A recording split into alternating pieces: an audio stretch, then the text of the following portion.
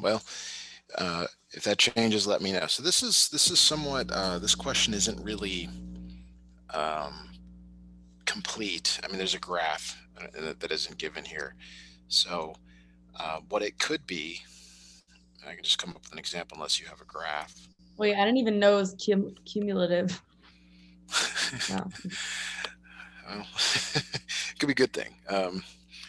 So we can make it really really simple here. So here's a graph, here's a graph, and then here's a And point. sorry, we don't have to like go through all of it today because I also get scheduled for Thursday and like I just want to review. So Okay. Well, I can make as many problems as you want. I mean, we can also open up the old web okay. assignments and look at them too, if Yeah, you that's true. think that would be useful. So the limit as x approaches 3 from the left, that's what this first part is. Mhm. 3 from the left, that's coming this way. So this one is 2 in this example. From the right, that's what this notation means that I just circled here. 3 from the right, that's -1. So then we get to this last part. So if these two are the same, if the limit from the left equals the limit from the right, then that is what that is the limit at 3.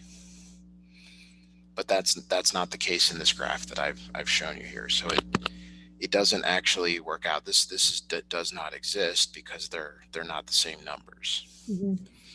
But it could be anything. Like they could literally give you a graph that's much nicer. Like they could give you something that at 3 looked like this. So the limit as x approaches 3 from the left here, as you come from the left, that's 3, this y value of 3. The limit as x approaches 3 from the right, that's also 3. So since these are the same, you can say that the limit as x approaches 3 equals 3.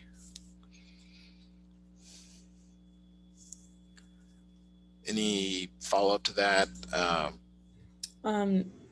No, that makes sense. Okay. All right, let's look at question 2.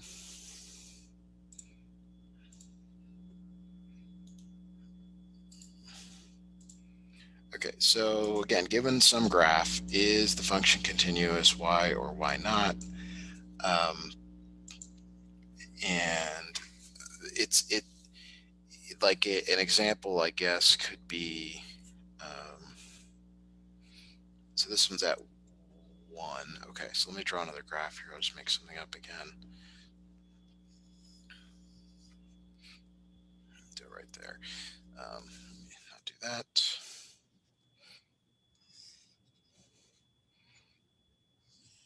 Okay, so this has a hole there.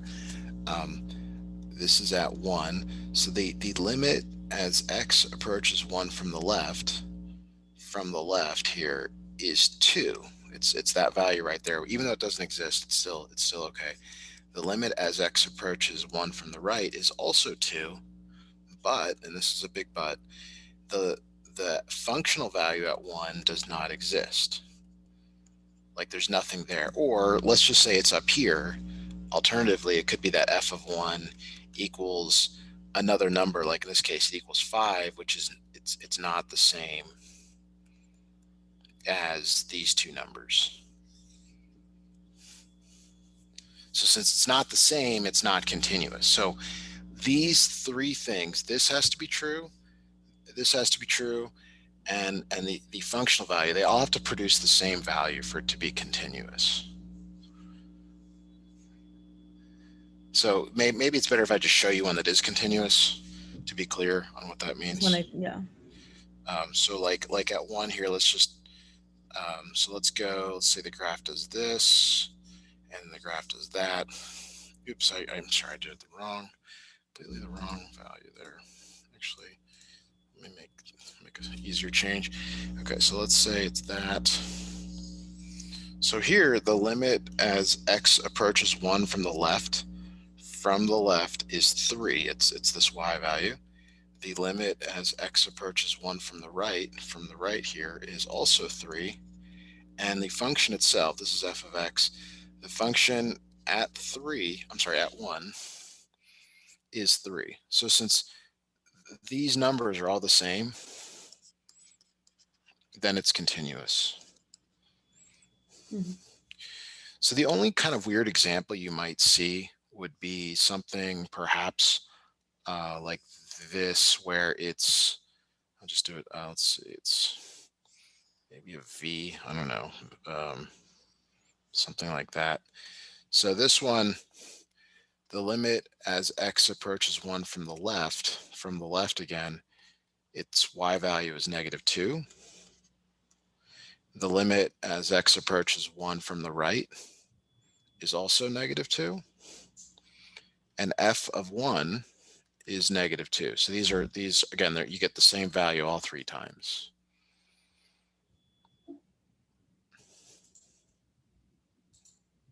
Okay. Again, probably be good to look at the WebAssign, but that's what we have here. So, okay, 10.3.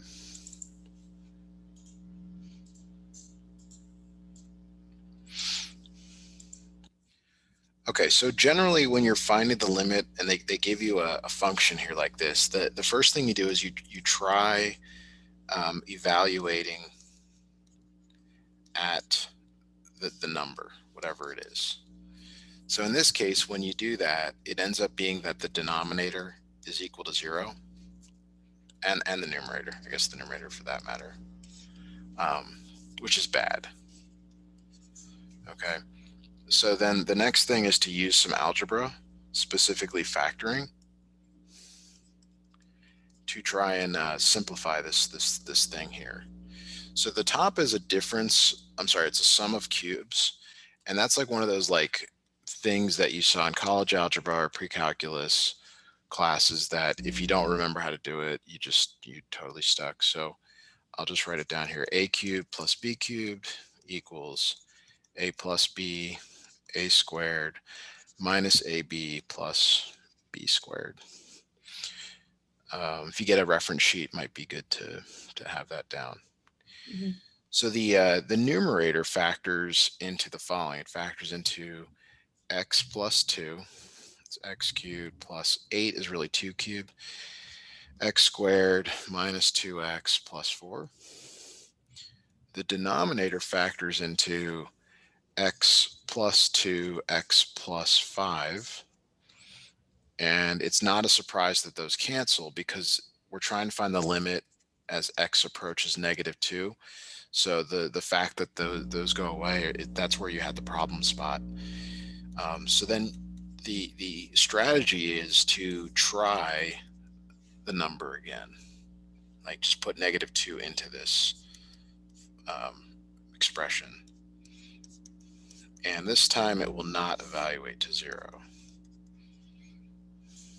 You'll get whatever you get here. You get 4 plus 4 plus 4 over 3, 12 over 3, you'll get 4.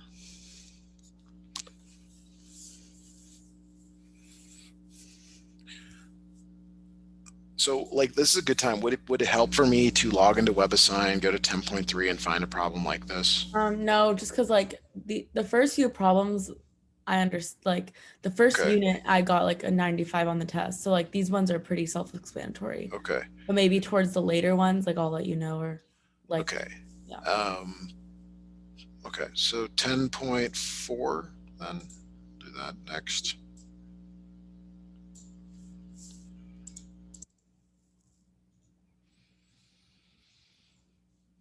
Just your handwriting? It's quite neat. No, it's the teachers. Okay.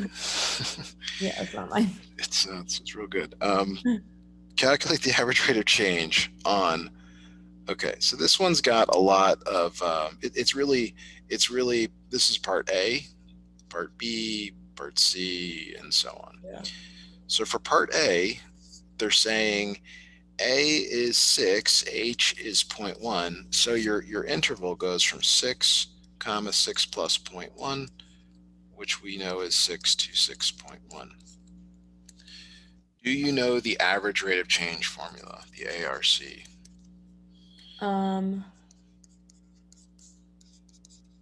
Oh I'm, yeah. I'm writing it down, so it's not, you don't have to uh, think about it too hard. So these are A and B.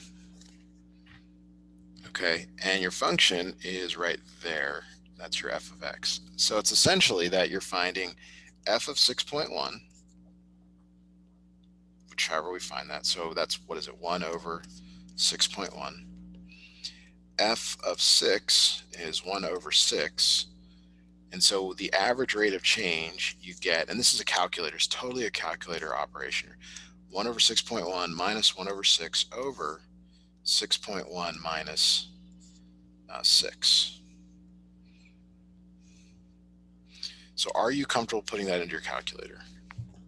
Yeah. And if you're not, we should do a few of those to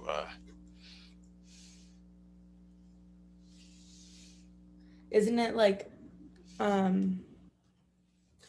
you're saying put it in your calculator just like how you showed her, like before you calculate it with like this is the only thing that I would need to add. You can enter it just like that with the slashes. Parentheses 1 slash 6.1 minus 1 slash 6 divided by parentheses 6.1 minus 6.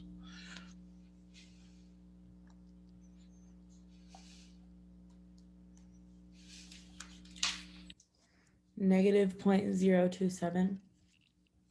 Do you know how to convert that to a fraction? Because I don't know what WebAssign will Yeah. want. Math 1. Negative 5 over 183. Okay, it's probably not going to want that. I guess it'll probably sit around like 4 decimal places. So now the only thing different for part B is the numbers. You're still doing, your A is still 6, your H is now 0.01. So you're going from 6 comma 6.01. This is A, this is B. So your F of 6.01 is 1 over 6.01.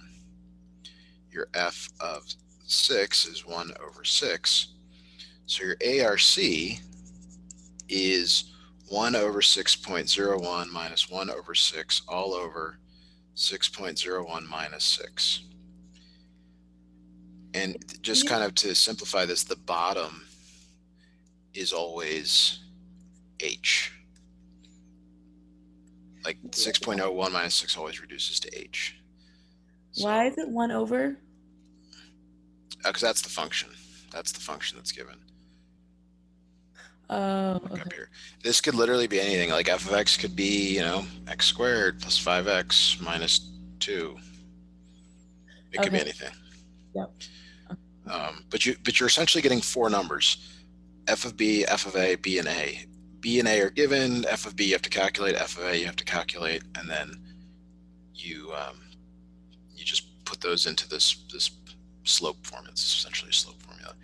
The way this usually works, though, on the WebAssign is they give you a table, and they have you like, it's like they want you to find like the limit as x approaches 3, for example, and it'll be like 2.999, 2.99, 2.9. Do you remember this from? That's what it usually is. So I don't know what you'll get, but that's what I think it'll be, for whatever that's worth. Okay, on to 10.6.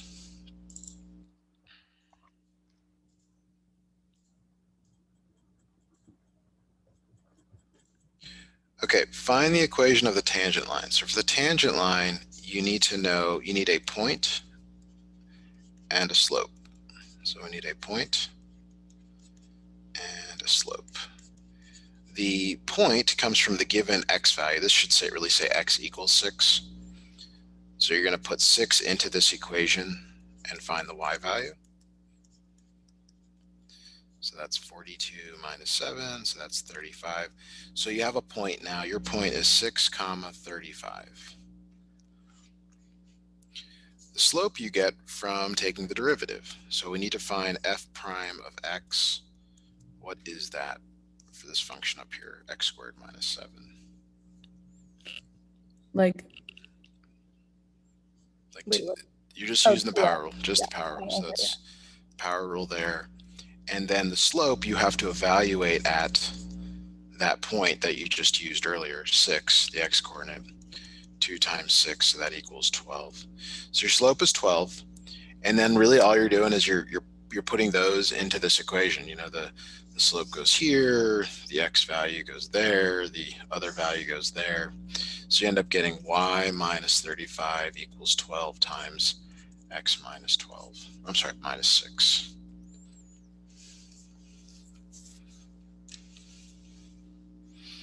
So you got to know to do those two things and then plug them back into the But for some reason, I thought I hadn't learned the power rule yet by now. Did I? You did. Okay.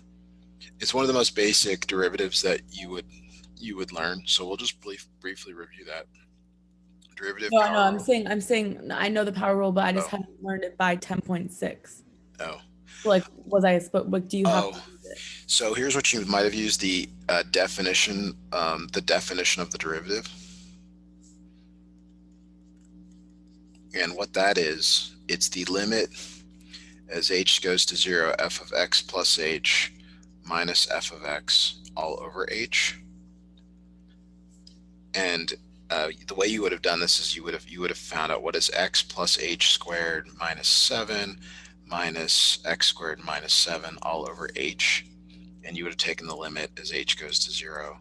So you would have expanded all this, divided by h, set h to 0, and you would have come up with, it would have been like, you would have gotten something like, well, you would have gotten 2x out of all that. Okay. But you don't have to do that on WebAssign. Like unless, even if your instructor says that, I mean, I wouldn't do that. Right. Okay. Do you want to do we need to log in yet? I mean, where did you kind of start not doing so well in the class? I can look. I don't think it was yet. Okay. Okay, so this is just finding three derivatives using the power rule. So for 11.1, you have f of x equals 3x to the fourth. So the power rule, f prime of x is 4 times 3x to the 4 minus 1 power. So that's 12x cubed. So that one's not too bad. But then you get to the next one here, f of x equals 10x to the minus 1. And you just have to be comfortable with negative exponents. So f prime of x equals negative 1 times 10x to the minus 1. And that simplifies to minus 10x to the minus 2 power. It's often written like this in like a textbook, but WebAssign will take both.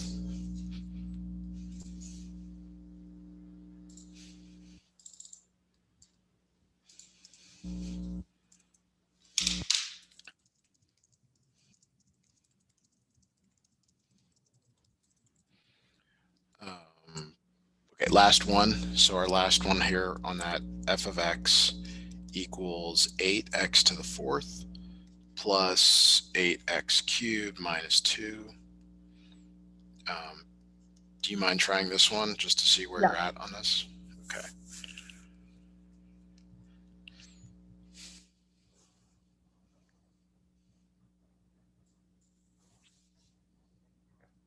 $32x cubed plus 24x squared. Yeah.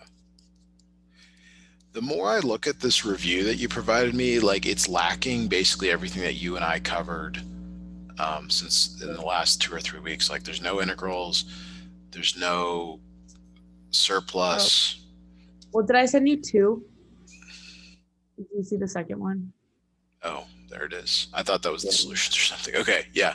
Okay, so it is all there. All right. Okay, well, I'll just shut up and keep going through this. 11.2. 11.2. 11.2 is. Yeah, it was around. I think it was like around like 11.2 and up. I don't know about 11.2 specifically, but like this was kind of the general area. So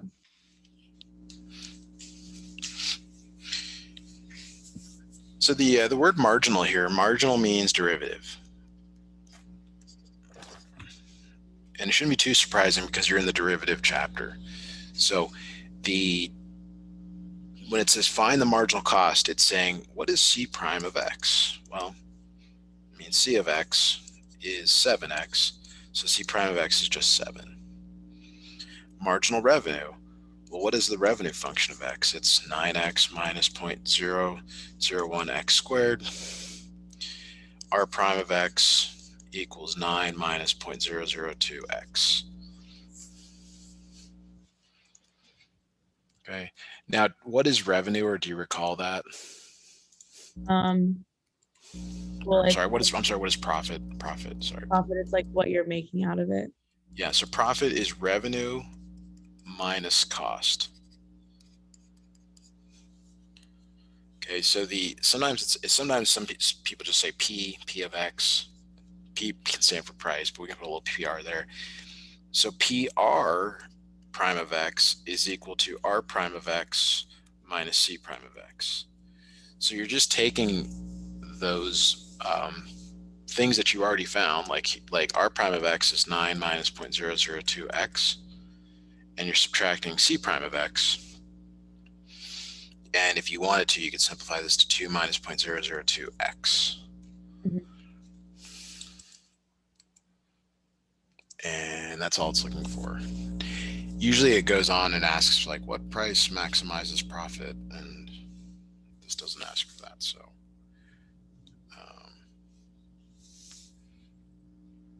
is it okay if we move on? Mm-hmm. Okay.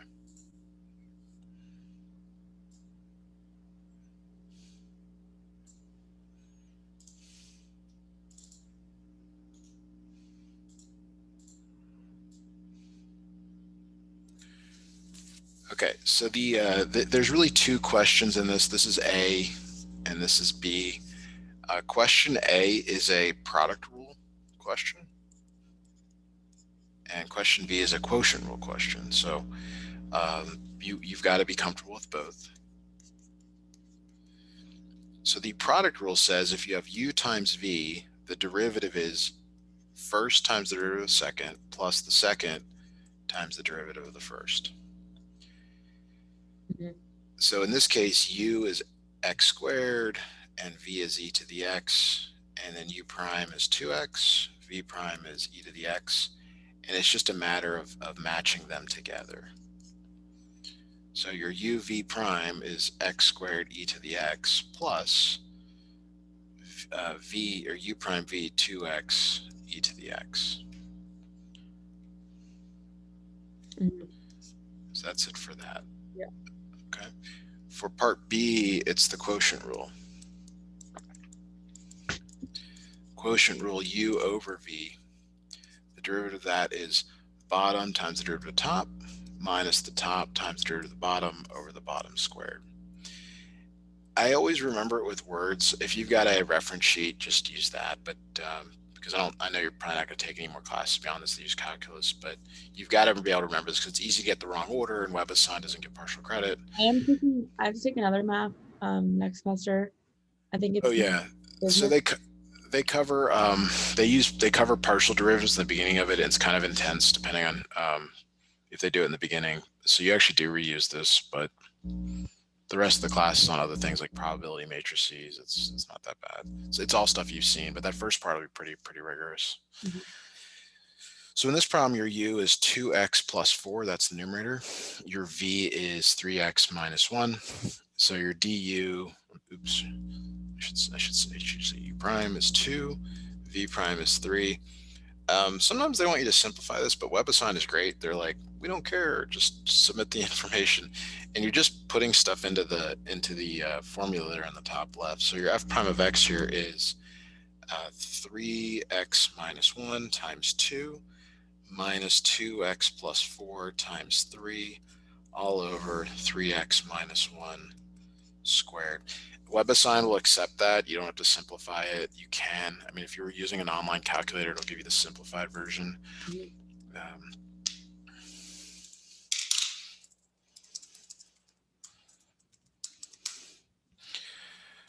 okay. Okay, so then we're up to 11.4. Keep going here.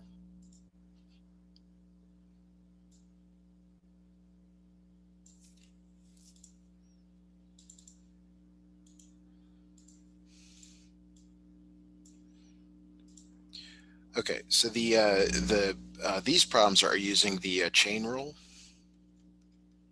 And the chain rule says that if you have u as a function of v, the derivative is the derivative of the outside function times the derivative of the inside function. So for this first one, we'll call this A. For question A, your v here is x squared minus 7x minus 1.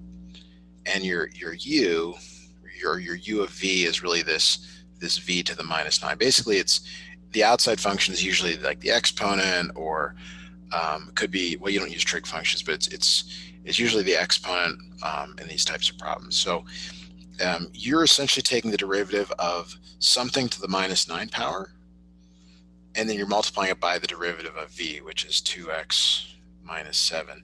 So your u prime here, your of v is minus 9v to the minus 10 power. Okay. So it's just substituting, like all of this goes in there, and then you multiply by this. So it's minus 9 times x squared minus 7x minus 1 to the minus 10 power. That's the derivative of the outside function, times the derivative of the inside function, which is 2x minus 7. So see if you can do the next one, because it's actually very similar to this. I think it's actually slightly easier.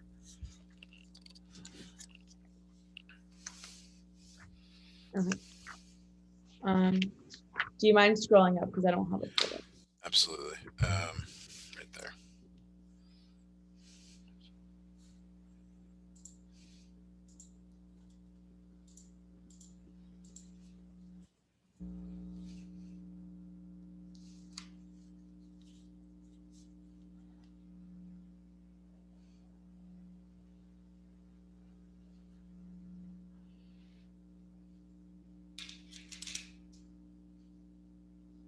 Is it 4 times 3x plus 2 cubed times 3?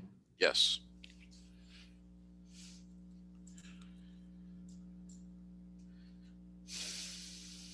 Okay, so we can move on to the next one. Let me write this down, because you may want to look back at this at some later time.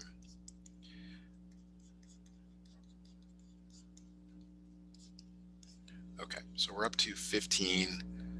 15 again has 2 questions in it.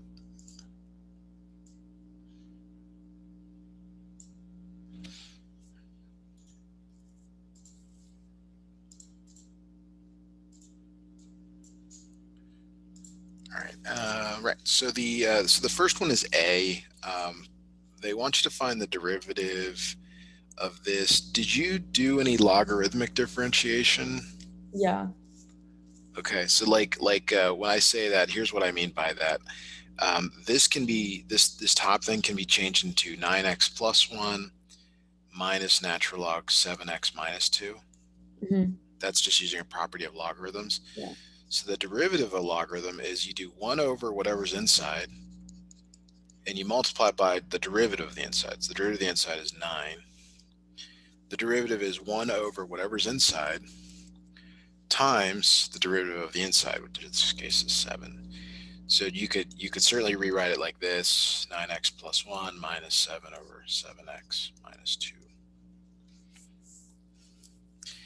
And then there's part B. So part B there, f of x equals e to the 10x.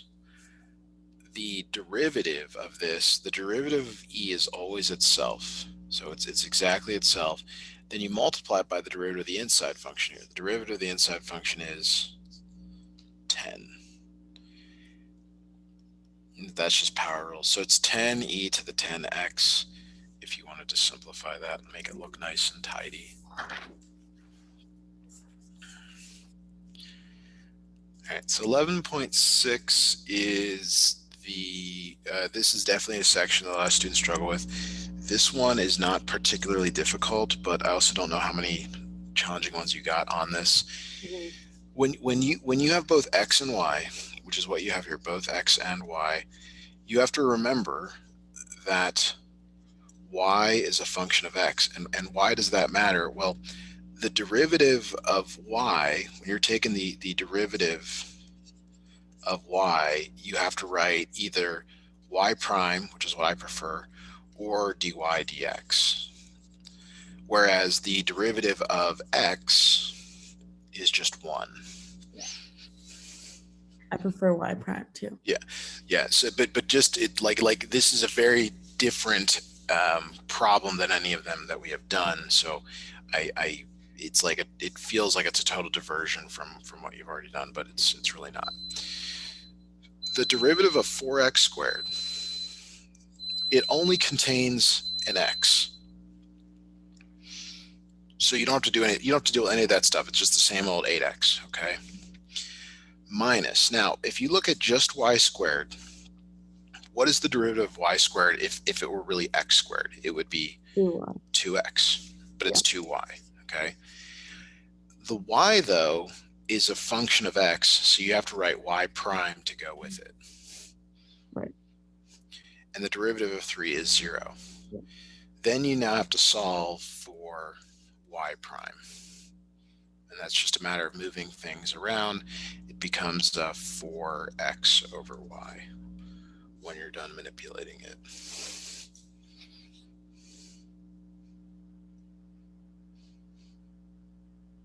Mm-hmm. Yeah. Is that okay? Yeah.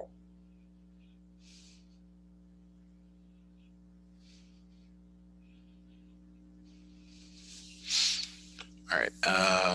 So that takes care of kind of sheet 1. And then we're on to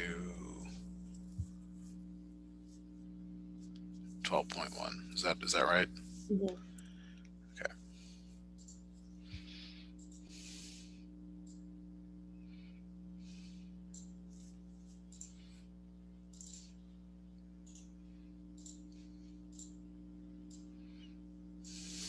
So the function's missing, which is frustrating because it actually makes a huge difference. I need to make one up that's somewhat interesting.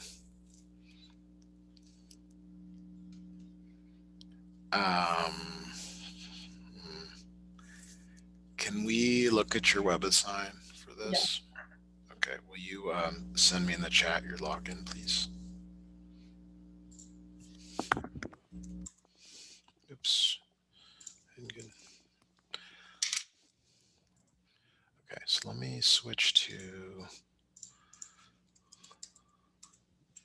and I'll start sharing my screen so you can see what I'm doing. New share.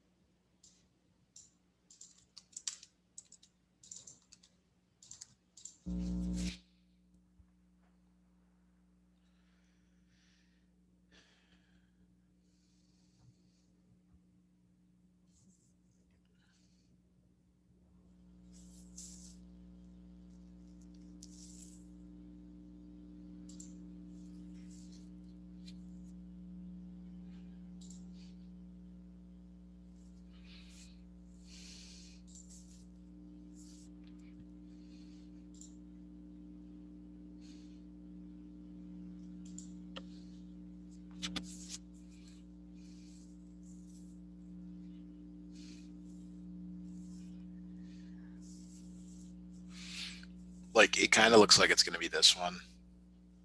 Yeah.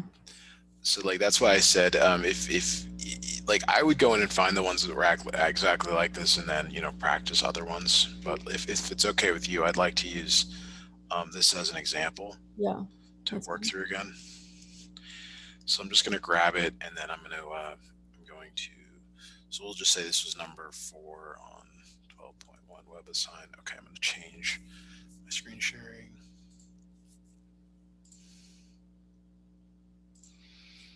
Okay, So there's steps here. The first is you have to evaluate at the endpoint. So this is A and this is B. Yes, you have to find f of A and f of B. So you have to literally go, what is f of minus 4? What is f of 4?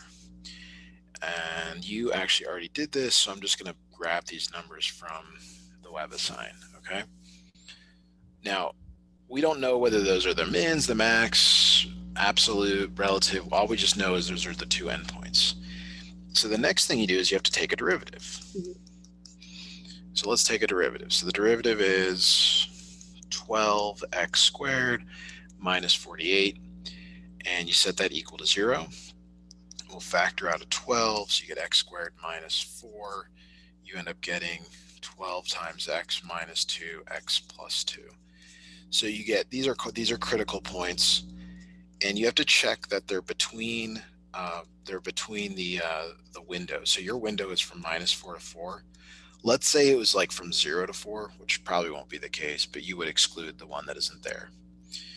So then the next thing you do here, step 3 here, is you evaluate the original function at those points. So f of 2 is minus 64, f of minus 2 is 64. And I'm just gonna rewrite the ones that we already have here. This one's not a great example because it doesn't have any distinctions. I'll try to explain that in more detail. 64. So like what I normally do is say, which is the biggest? And these two are the biggest. So they're both absolute maxes. And do you only take the derivative to find the critical points? Yes.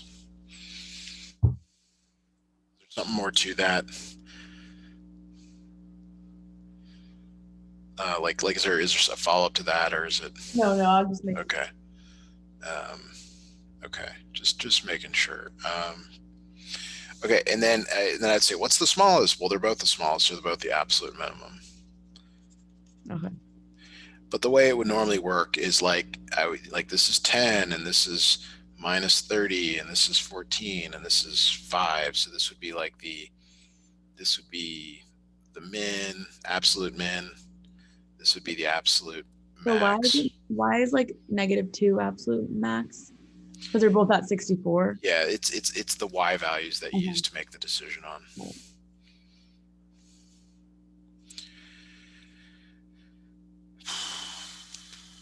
Okay, we're going to jump back to your list here.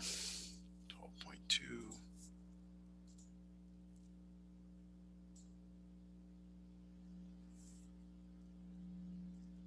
Oh, I'm gonna have to pull up a question for this. So this is the postal service question where you have a box that you're shipping for the holidays, and you need to know if it'll match. I'm not going to share the screen, but I'm just going into 12.2, and I'm going to look for a similar question to this one, and then snip it in for us to look at.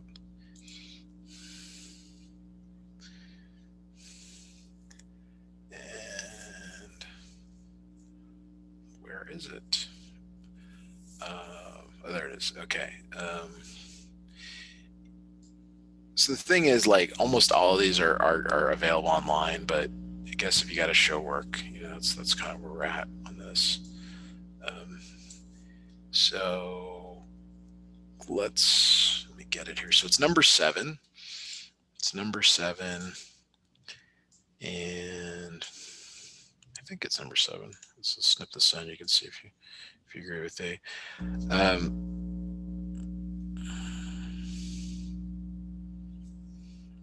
Does this look kind of what you think?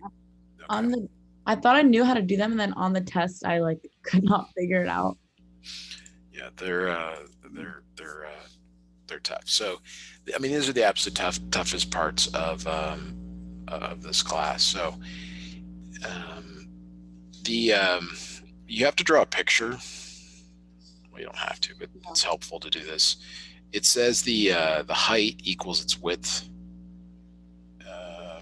That's weird, but it's just saying it's got a square. It's a square base, I believe. Yeah. Height equals its width. All right. Well, That's weird. So it's like x, and y. Okay. So they're saying x plus y has to be less than or equal to 68. The volume is x squared y. And you're trying to maximize this equation. So if you have two variables, it's much harder to take a derivative. So what you end up doing here is you take whatever this is and you solve it for y. So y in this case equals 68 minus 2x. I know it's an inequality. You ignore that, which you're not supposed to, but that's what you do in these problems is you make this into an equal sign. And then you take this and you substitute it over here. So your volume is really x squared times 68 minus 2x, which is 68x squared minus 2x cubed. Yeah. Okay, so then to do this correctly, like you could just graph this and you'd get a graph that looks like this, and this would be the, whatever the x value is, that's the value that they're looking for. But if you use calculus, you're supposed to take a derivative. I was always confused though, because when I did it, like I wouldn't know what to do with b. With what? With b, like I couldn't solve for x because like b was there. Well, you said you take the derivative. You take the derivative and set it equal to 0. Okay. So 68 doubled is 136x minus 8x squared. So there's two places, I guess. It's weird. So x ends up being 0 or 136 over 8. Okay, so this ends up being the one that you want, which is approximately 22.67 according to your answer. And then that's just one of them though. Like there's 3 boxes when you look at the problem back here. Now it just so happens that they're all the same, which is always true in this particular problem. So if you get this problem, you can know that they're all the same. But I mean that just works for this class this time. You're supposed to take the x value and plug it back in like y is equal to 68 minus 2x, I think. Yeah. And that does end up being 22.67. And you know that the other dimension is the same as this one. All right, 12.3 to 12.3.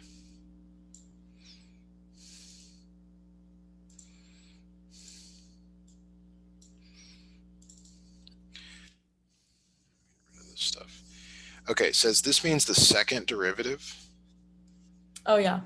So you'd find the first derivative. The first derivative is 6 times 100x to the 5th, also reduces to 600x to the 5th. The second derivative, you just do the power rule again. So it's 5 times 600x to the 4th. So it ends up being 3000x to the 4th for that one, for part A. Why don't you try part B here, which is x cubed minus 3x. Find the first 2 derivatives of that.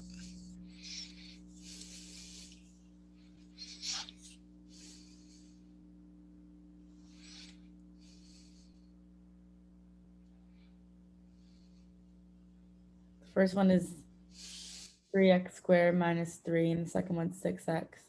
Yep. Okay, so this is kind of the, oh, we got one more, ladder problem, circle problem. Okay, so we covered these on your midterm. So let me pull those up. 12.5.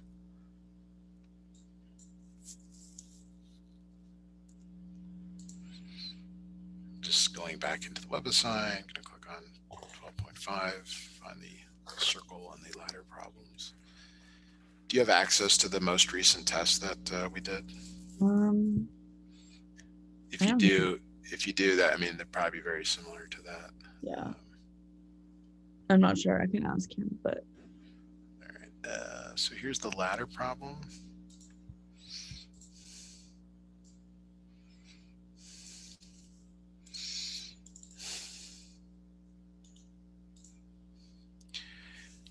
All right, so the ladder problem, there's always a ladder sliding down a wall. So you have your ladder, makes a right triangle. x, y, and then you can call this L or D or whatever. And the governing equation is the Pythagorean theorem, x squared plus y squared equals L squared. They tell you that L is 25 and it slides down a wall at a rate of, so rate means derivative. So y prime is going down, so it's minus 14.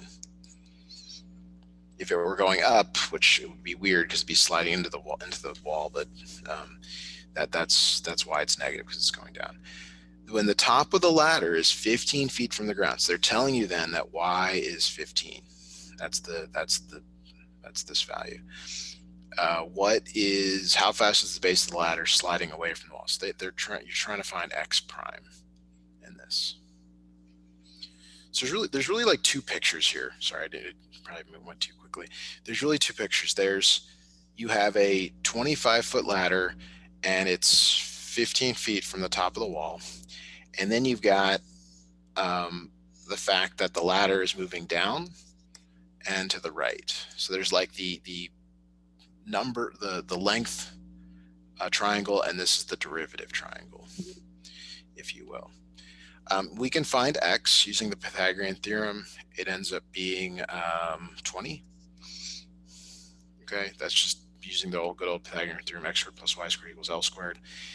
So you always use the governing equation. So just like when we use the governing equation in the volume formula, you want to take a derivative here. So it's 2x, x prime though, which is a little bit different, plus 2y, y prime equals 2l, l prime. So it's just using the power rule and then the chain rule to get those y primes. Okay. So this is really important. L prime equals 0 because the ladder does not change length. Mm-hmm. And this whole thing goes to 0. Okay, so that's really important. When you solve for y prime, you end up getting y prime equals minus x prime over y. No, I'm sorry, I solved for the wrong variable. I'm sorry. We're solving for x prime because that's what it asked for. So x prime equals minus y prime over x. And we have all those numbers. We know that the height of the ladder is 15. We know that y prime is minus 14. There's a negative on the outside, and we calculated x from the Pythagorean theorem to be 20. And that ends up being, according to this problem, it's minus 10.5. Okay, so this is a good place for us to stop.